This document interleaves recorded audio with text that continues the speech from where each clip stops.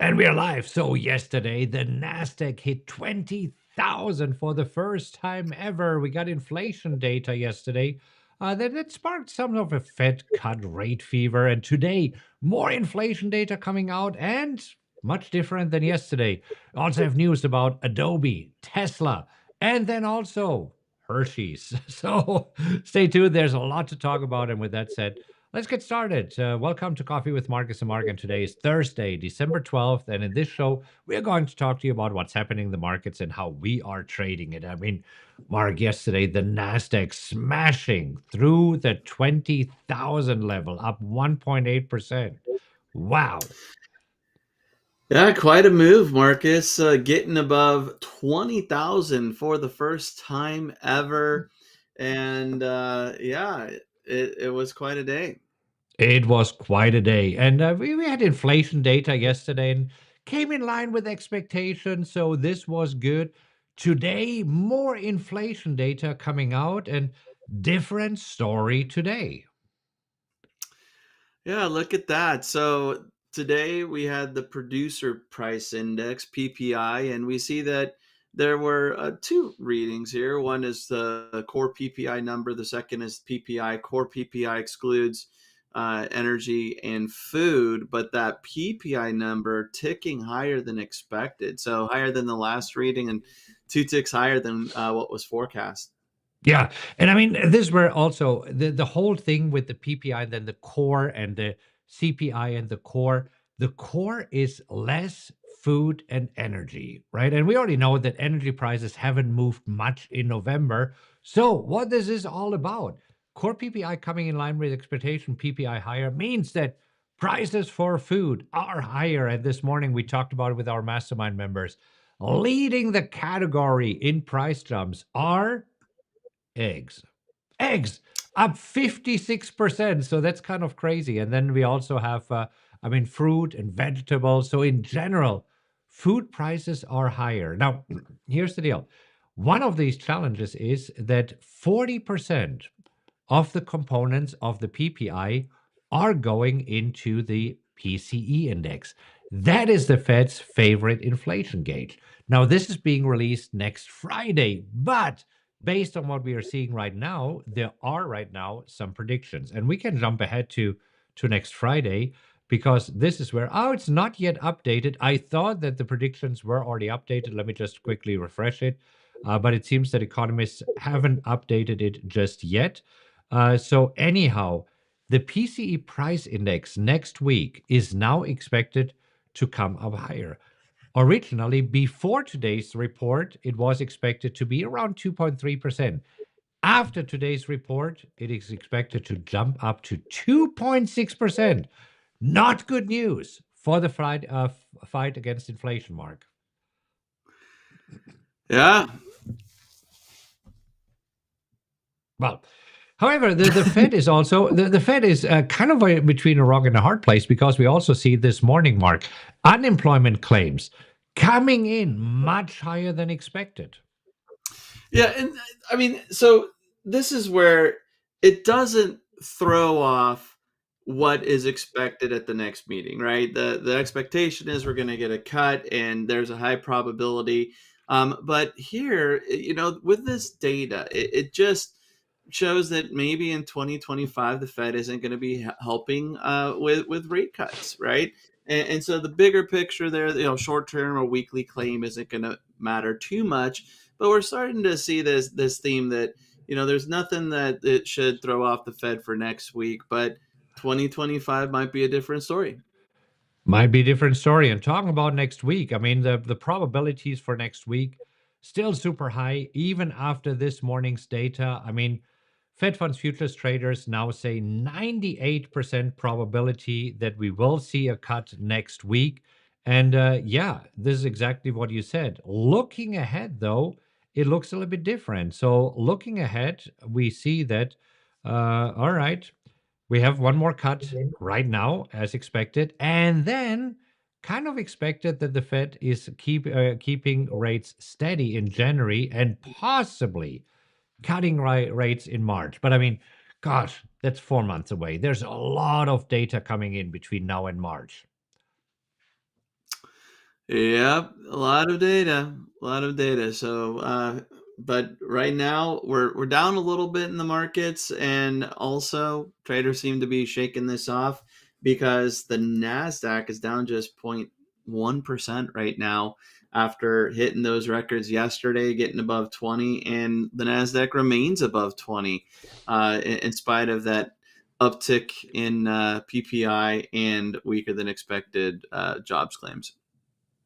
So seems that December still a good month. So S&P also coming off the session lows, still negative for the day. So is the Dow, but it seems that overall all three indices are about to turn positive. I mean, they're just down a few points, and over the next few minutes during the show, they might turn positive. Also, looking at the VIX, the volatility index this morning spiking just a little bit because there was the uncertainty. Wait a minute, so inflation is ticking higher and unemployment is ticking higher. So what do we do here? But then, oh, everything will be just fine and peachy. So we see that the VIX is moving lower again, down 1% for the day, trading below 14 again, right now trading at 1341. Yeah, not a whole lot of fear right now. Not a whole lot of fear. Now, in other news, the European Central Bank, they lowered interest rates again today. And I think they lowered it for the, what, sixth time? Did you see where they are right now? I believe that they're definitely in the three. So while we are still at 4.5 to 4.75%, I think they're now in Europe at 3.5%. Does that sound about right? I think so. I also saw that there was a surprise half point cut by the Swiss central bank. So it does seem like some central banks around the globe are in cutting mode.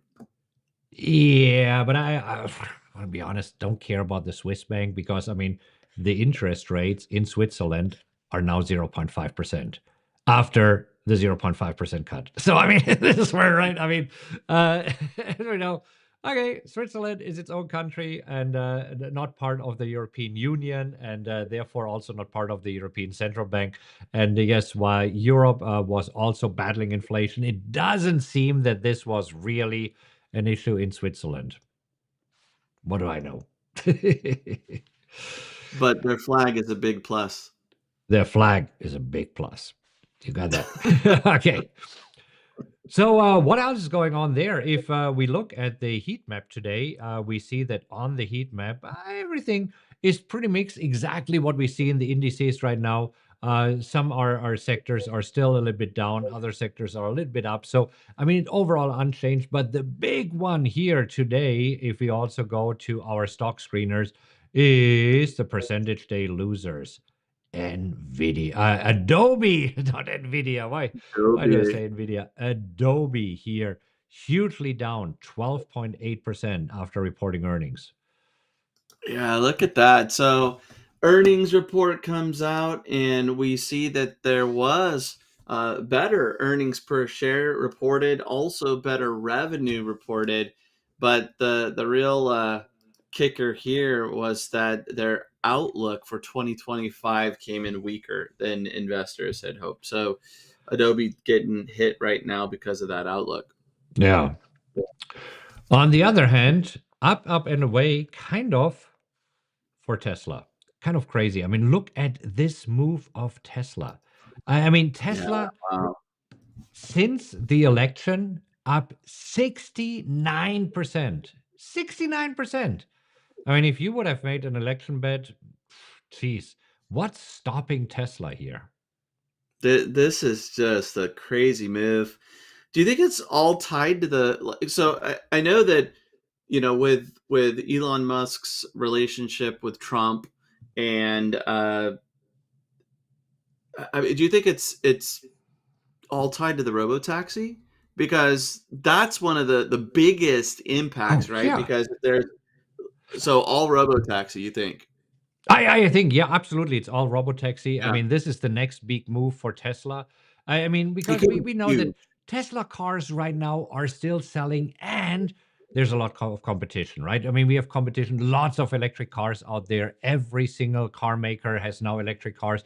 Then we have some dedicated tech companies, like, for example, Rivian, that only makes and who is the Polestar from? Um, Lucid, right? So we have some other companies that are directly competition to Tesla, but the robo taxis, yes. And then after GM announcing yesterday that they're kind of done funding Cruise as a possible competitor in robo taxi here, I think that's all about it, and probably just less regulations for potential robo taxis. Yeah, I mean, we knew that that was the big hurdle, and why some investors, when I think it was, I don't know if it was the investors day or whatever he calls it, or earnings, but when there really weren't any new um, there wasn't any new information on how they were going to address those regulatory hurdles. Investors didn't like that, and then all of a sudden, Trump gets elected, and investors are saying, "We this is about to happen." We'll see, but that's a huge move. Just It's a huge move. So absolutely. Tesla making new all-time highs, and as we can see, Tesla also now moving up on the largest American companies. Now at 7, and I mean, didn't it used to be at 9 or 10? So definitely, Yeah. I mean, this move, 69% increase, pushed Tesla above 1 trillion in market cap again after it dipped below this. So yeah, excitement about Tesla here again. All right. And then we have Hershey's. You got to talk about Hershey's. Hershey's. Let me just see HSY. Hershey's. I mean, a few days ago we talked about it because there was a takeover rumors for Hershey's, and it jumped up from 175 to 210, now back to 181. And this morning, I think it was Wells Fargo who said, well, it will be tough for Hershey's because of the price of cocoa. I mean, the price of cocoa has just skyrocketed. Look at this. I mean, I'm going to a weekly chart, and basically in 2022, price of cocoa was around $2. Moved then in 2023 to $4, but now price for cocoa $10. I mean, now we know why the CPI and the PPI moved higher. I mean, it's not all due to cocoa, but also this morning in our mastermind we talked about it. Very, very similar story here with coffee. Yeah, look at, I mean, just coffee and cocoa, just getting pricey. And yeah, there's the inflation snapshot for you. You There know, is an inflation. Yeah. one thing that did happen though, with Hershey, Marcus, Mondelez or Mondelez, I can't, I'm not sure exactly how it's pronounced, but MDLZ, I do know the company and the ticker. Yeah. They on yesterday they announced a $9 billion stock buyback. So investors are seeing that as a a crusher of speculation that they would be buying out Hershey, because to take that money and do a $9 billion buyback, it's kind of sending the message that maybe that deal isn't you know happening Yeah. anytime soon. All right. Well, let's move over to our positions because we have a lot going on here. I mean, first of all, for our WTF strategy, we did have an exit this morning, and this exit was BKR, Baker Hughes. So we entered at 41.46. We're able to exit this morning around 42.30. So a small gain, but I'll take it. Yeah, nice little couple day trade. Yeah. Then we have a bunch of open positions. So one of our open positions, CTAS, right now nicely up. We went long at 209 or 16. Right now trading around $1.30 above it. So doing what we expected to do. Uh, Fast, still moving a little bit lower. It still hasn't found the bottom just yet. Not yet. We'll see. On the other hand, MET, geez, this will probably be another exit tomorrow. I mean, this is doing exactly what we expected it to do. Markets are moving higher. Then there's a pullback. We win the fear WTF, bought it at 82, right now trading at 84. Nicely up $2 today, up 4.7% for the day. That might be an exit tomorrow. We'll see. Yeah, loving that move. That looks good. MS, something that we entered yesterday. At first, it looked good for MS. Morgan Stanley here this morning, right now trading right around our entry price. So nothing moving there yet. And then we have ODFL, Old Dominion Freight Line. Still hasn't decided what to do yet and decided just to test the 200-day moving average one more time right here.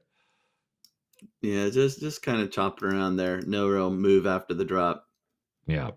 And then today, 5 new entry signals. And I mean, we now have, after we exited yesterday, we had 7 positions in our portfolio. Today, we exited 6 in our portfolio. So we could add another 3 to it because we like to have up to 10 positions in our portfolio. And we looked at these trades, decided not to pursue AEP, instead go with Duke, DUK, Duke Energy. Entered at 110, right now trading at 109.66, so slightly down from our entry. Another signal that we took is GM. Also, not a whole lot moving yet today, right? Yeah, just kind of hanging in there. Yeah. And then we also have VZ, Verizon, and entered at 42.06, right now trading kind of 10 cents below our entry price. Nothing moving just yet. But now we have 9 positions. Full house. Almost full house. Almost full house. I'm willing to take one more. But again, we might exit MET tomorrow. We'll see. So let's see Looks what's like happening it. there. All right. Yeah. I should probably just add Verizon here because I did enter it. So this way we see my break even, and we also see my cost basis here for these trades. Oops. Let's see. There we go. All right, now we have this on there. All right, hopping over to the wheel and looking at our positions here. First up, BP. This is a position that you're in. BP had a great few days, hanging in there a little bit down today, but you must like it that it stays above 30. Oh yeah. I mean, after that rally, a pause and then a continuation is what I'm hoping for. And so, a pause after a big jump like that is normal. So, hanging in there. Right. CSIQ still trying to figure out what to do today, slightly down, but nicely holding above 12. So I'll take this as a win today, trading at 12.75. And we know that the 12 level is important. Then we also see that 13.50 right now seems to be the next resistance level. So time for it to break through above 13.50, but nothing for us to do right here.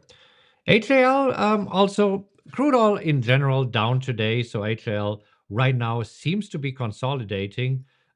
Seems to have found some support at the 29 level here. And I know it doesn't look like this on this chart. So this is where sometimes it makes sense to go back to a line chart. And on a line chart, we see, okay, right here, right now, diddling around 29. So come on, HAL. Time to move back higher again. Yep. All right. Then next, coals, KSS. Kind of happy that we are staying below 15 because I want to complete our rescue mission. Yesterday, we had ex-dividend date. So this means that I will get a dividend payment in the next few weeks. And today, kind of surprising. Usually, coals bounces back from the dividend drop pretty quickly. Today, down 3%. I'm surprised by this move. Yeah. But hey, like you said, you want to get it assigned. So, stay below 15 and let it jump next week. Yep.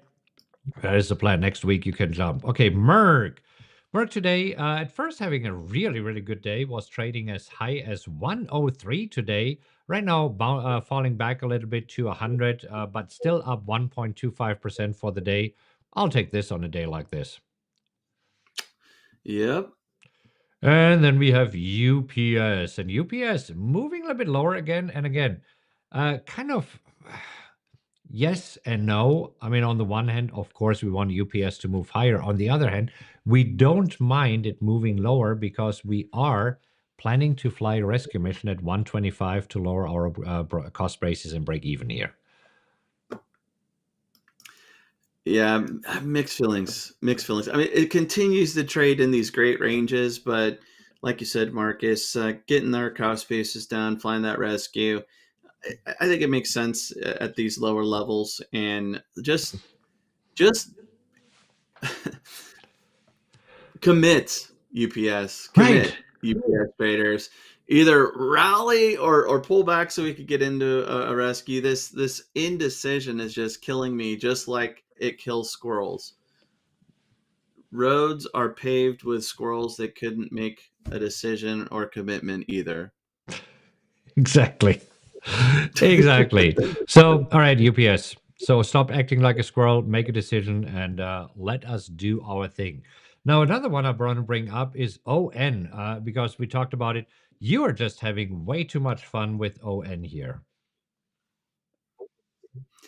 Yeah, yesterday I bought back my expiring option for this Friday. I sold the 64 puts expiring tomorrow, but then with a 1 day move and the opportunity to lock in 80% of the max profit, I closed that trade.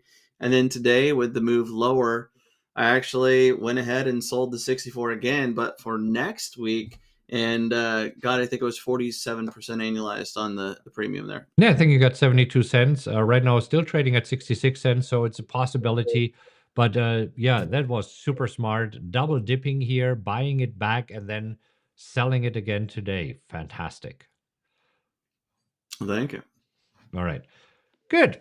Now we look at the overall markets here in a moment. And on the holiday calendar today, we have share your favorite family tradition. So I hope that you're participating. If you do, thank you so much. If not yet, there's a link in the description, rockwelltrading.com/holiday.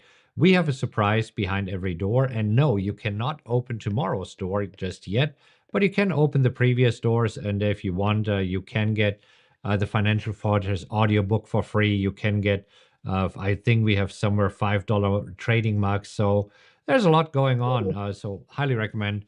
Link in the description. All right, let's take a look at the overall markets. And before we do, it is our time of the day to tell another dad joke. Okay, let's see, Mark. What do you have today? Question for you, Marcus. Yes. How do you build suspense? I don't know.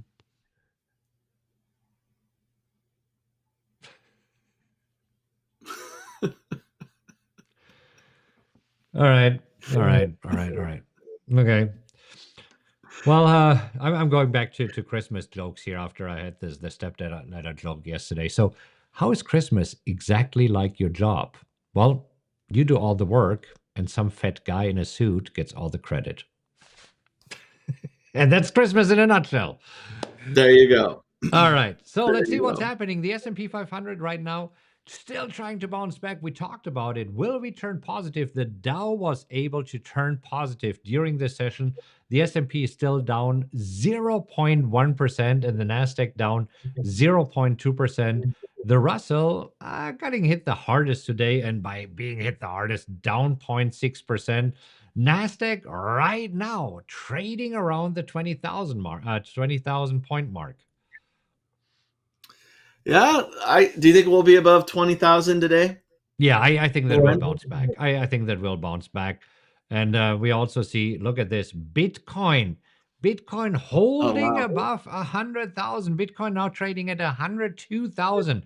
Not yet at the highs where we have been a little bit earlier or I think it was last week, December 5th. We have been trading, let me see, as high as 104,000, but definitely attacking it. So we have talked about it. The 100,000 level has acted as resistance. Let's see if now it can act as support and if Bitcoin has finally broken through the 100,000 barrier. Be interesting to watch. Well, interesting. Okay, so we'll see. Where do we end this week? Well, stay tuned. I mean, hope that you subscribe to this channel. This way, you get notified whenever we go live. And if you enjoyed today's video, give us a like. Really appreciate it. Also, feel free to share this with anybody who might find this information beneficial or helpful. There's a share button somewhere here on the page. Super easy to share. Please do this, and then let us know in the comments Who told the better dad joke today? With that said, have a great rest of your day, and we'll see you again tomorrow. Happy trading, everybody.